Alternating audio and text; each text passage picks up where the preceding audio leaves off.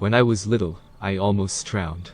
I was staying for a few days with my grandmother Agatha. All of her 7 grandchildren were expected to visit during the summer months, and at the time, I was no different. She was a distant woman that seemed to hide some kind of poisonous anger behind a thin veneer of cold courtesy, and even as a young girl I often wondered why she wanted to occupy her summers with a rotation of children she seemed to care about very little. None of our parents seemed to question it though, whether due to love or duty or fear or the simple fact that Agatha was very, very rich. So when, at 7, a man stepped from the woods, my first thought was that he was a gardener. He wore a dark gray suit and white gloves, but I had seen a maid and butler in the house for years, and they both dressed up fancy too, so in my child's mind, it wasn't unreasonable that my grandmother would make people wear a suit to work outside as well. I was playing at the edge of the backyard garden. One of the advantages of my grandmother's perpetual disinterest was that I pretty much did what I wanted without supervision when I visited on my own, and, after glancing up at the man's arrival, and giving him a nervous smile, I turned back to look at whatever it was I'd been doing. It was then that I saw it out of the corner of my eye. The man was running for me. I had time to look up and take in more detail of the man as he lurched toward me with outstretched hands. Time to see how gray his skin was in the daylight, and how his mouth hung open like the entrance to a flesh cave of black gums and broken teeth.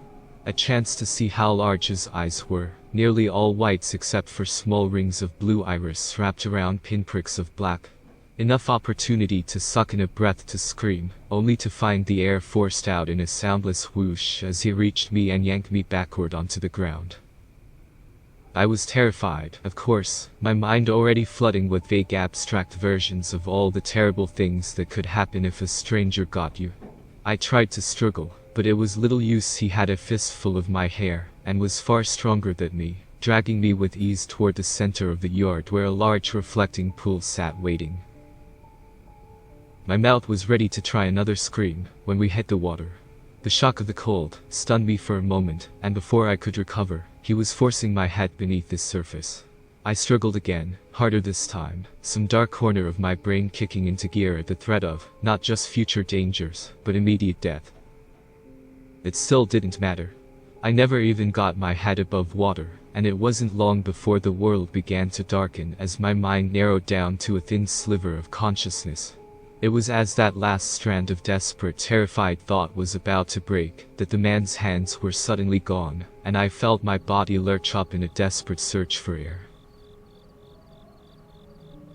It took a couple of minutes of me laying next to the pool retching and crying, before I could even stand to go look for help. There was no sign of the man anywhere, not even wet footprints, where he might have run off, but I was horrified at the thought that he might reappear at any moment. I crawled to the edge of the back patio as I caught my breath, and when I did manage to stand up, I ran inside, and found my grandmother, hugging her and weeping as I tried to explain what had happened.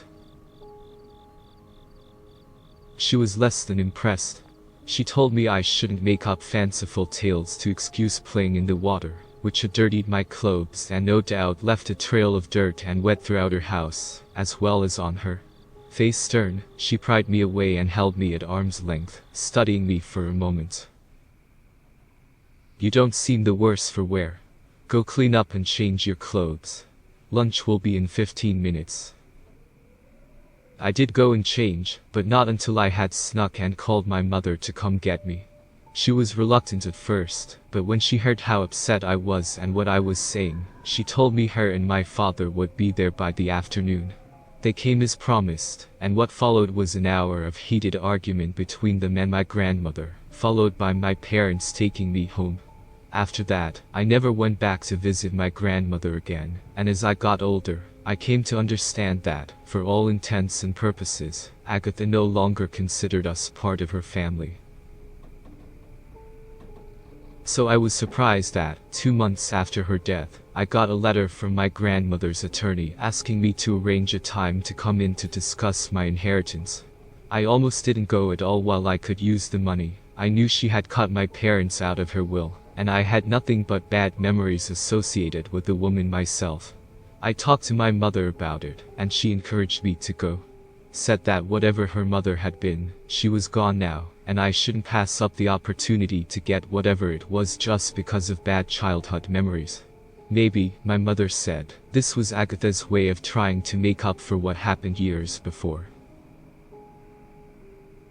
The next week I was sitting alone in a large wood-paneled conference room in the lawyer's office, staring at two envelopes.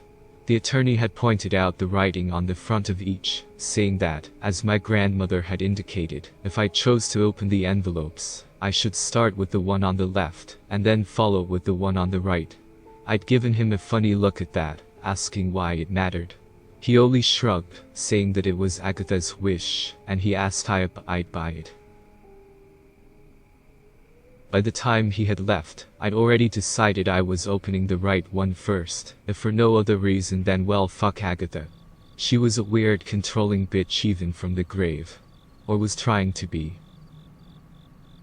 Smirking at the thought and feeling a kind of happy anger bubbling in my chest, I grabbed up the right envelope, and went to tear it open, but the paper didn't budge. It was nice thick paper, but I saw no reason I shouldn't be able to rip it. Grimacing, I tried again with no luck.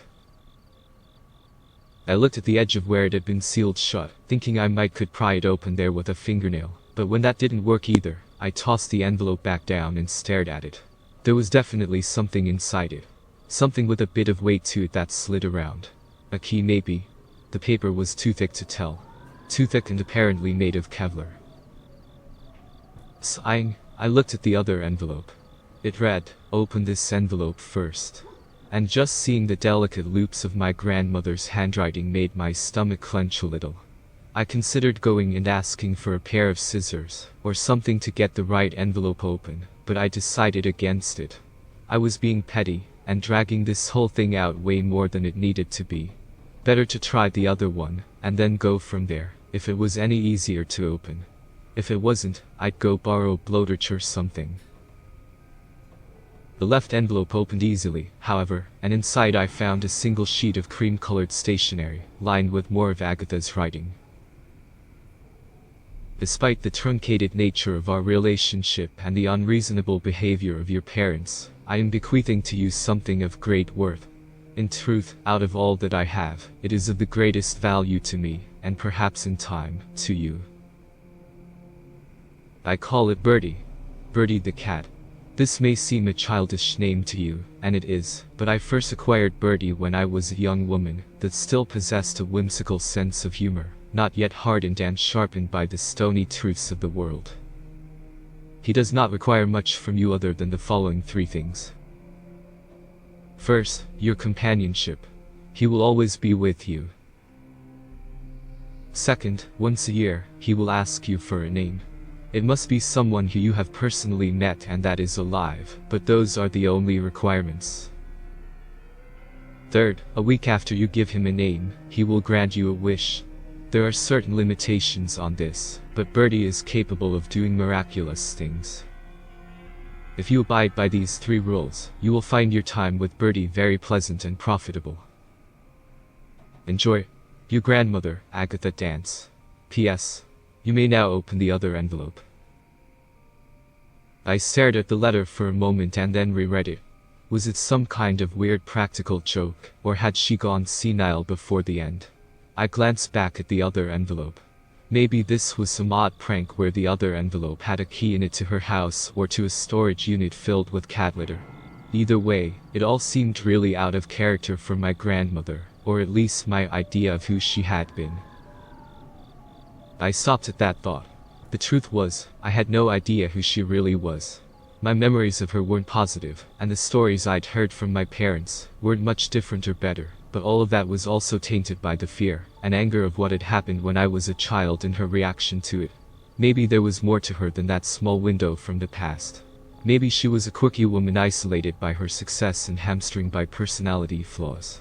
Maybe by the end she was sorry for how things had gone, and this really was her way of trying to make up for it. Shaking my head, I pulled out my phone and tried to call my mother. This was all so weird, and I wasn't sure I wanted to even open the other envelope, money or no money. The phone just rang and then went to voicemail, so I hung up. Frowning down at the right envelope, I let out a sigh. I'd try to open it one more time. If I couldn't, I'd carry it outside. The lawyer or somebody could open it for me, and I'd finally find out what the punchline to all this really was. This time the envelope opened easily. My heart hammering, I tipped it, catching the heavy thing inside as it slid out into my palm. As it landed there, I let out a hiss and let it drop to the table with a clatter. Looking back to my hand, I saw a small dot of blood, and when I glanced back to the thing on the table, I understood why. It was a small, flat oval of metal, ornately carved with symbols winding around 3 tiny, but sharp-looking bumps protruding from each side. One of those stubby needles had been what had poked me, and I had a moment of panic, thoughts ranging from tetanus to poison-tipped booby traps. But no, I was being silly. It was looking more and more like my grandmother had just been crazy when she died, and whatever this was, it seemed harmless enough aside from being sharp. Wondering why it hadn't torn or poked through the envelope, I looked inside to find a second letter that had been bundled with a piece of metal. Congratulations. Bertie is yours now. The object bundled with this note is very special. In some circles it is known as a staring eye. In others, a tumor. For you, it is a symbol of your bond with Bertie, and like Bertie, it will always be with you. Do not attempt to rid yourself of it. It will always come back to you. Do not fail to abide by the rules outlined in the other letter. If you do as I say, you will have a good life. If you do not, Bertie will become angry. We humans do not understand true anger, or true despair. But you will find an angry Bertie to be a very good teacher. I'm curious what you will do. If you are like your worthless parents, you will see it as a curse. If you have some of my strength, however, you may find yourself thanking me for the greatest gift you've ever received. Time will tell. I'll say goodbye with this last bit of advice and a small secret between grandmother and granddaughter. Remember that others cannot see Bertie. Often you won't either. But he sees you. He always see you. As for the secret, I didn't pick you for this. He did. 15 minutes later I was back in my car. I tried questioning the lawyer about the letters and the metal eye, but he wouldn't say anything other than that he had been explicitly told by Agatha to let the inheritance speak for itself. When I asked about Bertie, he paled slightly and told me he had a meeting he was late for, but that he certainly hoped I had a good rest of my day. It was as I was driving out of the parking lot that my phone began to ring. Hey, honey. I've been trying to get you after I saw I missed your call. Everything okay? Yeah, I think so. I just left the lawyer's office from the inheritance thing. It was super weird. Weird how? What did they give you? A couple of letters and some metal thing. The letters were really odd. Like, did Grandma ever have a cat named Bertie? There was a pause and then, did you say a cat? No. She never had any pets when we were growing up, or later on either. And, I mean, I can't say what she had or didn't have in the last 20 years, but I'm pretty positive it wouldn't be a cat either way. Why? Your grandmother, she was always a very strong woman. Cold and hard to know, yes, but I can't deny that she was very strong-willed and determined. Fearless at least most of the time. The one thing that terrified her was a cat. I think it was from something that happened to her as a child, but I can tell you that she hated them for as long as I knew her. Hated them because they were the only thing she was actually scared of. When I finished talking to my mother, I was no closer to understanding what I'd been given, and why then when I started. She didn't know what a staring eye or tumrin was, although she admitted most Agatha's beliefs and interests were mysteries to her far before our family split in two. She suggested I get the piece of metal appraised to see if it was somehow valuable, before throwing it away. I almost argued against the idea by pointing out it was probably just a piece of junk from a crazy old woman, but something stopped me before I began. I think it was the wounded sound in my mother's voice at having to talk about the dead woman at all, at having to remember how things had been left between them, and speculated what had become of Agatha over the last decades of her life. I don't think my mother regretted cutting us off from her, but I'm old enough now to understand that even the right choice can hurt sometimes. So I let it go, and I came home, and put the envelopes in a drawer. I spent a few minutes looking online for reputable appraisers, but before long I was too sleepy to do anything but sink into my pillow in the swallowing dark. I woke up a few hours later when something climbed up onto my bed.